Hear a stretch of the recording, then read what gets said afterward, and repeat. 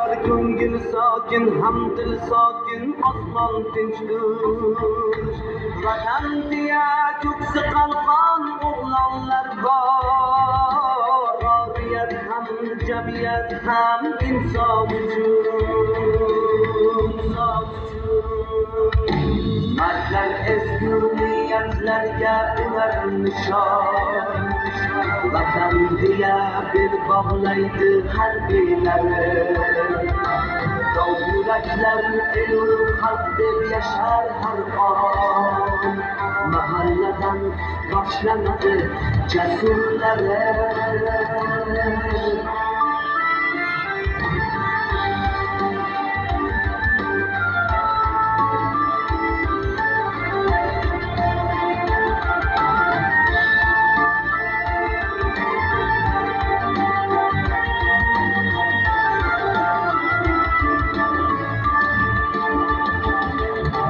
Yüreklarda iftihar var, ilg'orlik bor. Baxtli hayot eng beg'ubor bolalik bor.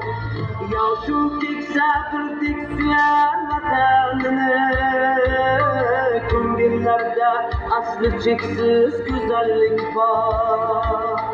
Havas qilar chetdan qarab turganlar ham, jon kuyarlik birdamlik ham inson uchun. Mardlar ezgu niyatlarga ular nishon. Vatan deya bel bog'laydi harbiylari.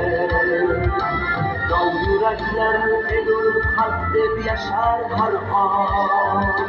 Mahalladan boshlanadi jasurlari.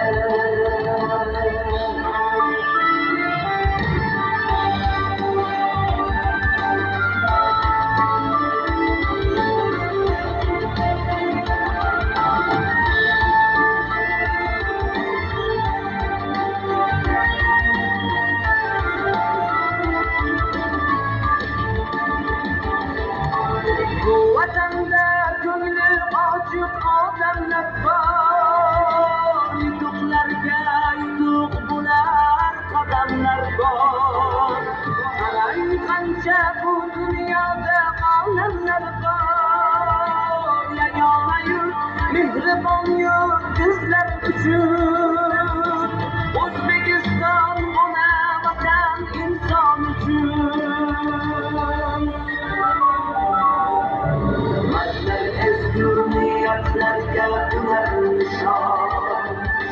Vatan deya bel bog'laydi harbiylari. Dov yuraklar elu xalq deb yashar har on. Mahalladan boshlanadi jasurlari. Mardlar ezgu niyatlarga ular nishon. Vatan deya bel bog'laydi harbiylari. Dov yuraklar elu xalq deb yashar har on. Mahalladan boshlanadi jasurlari.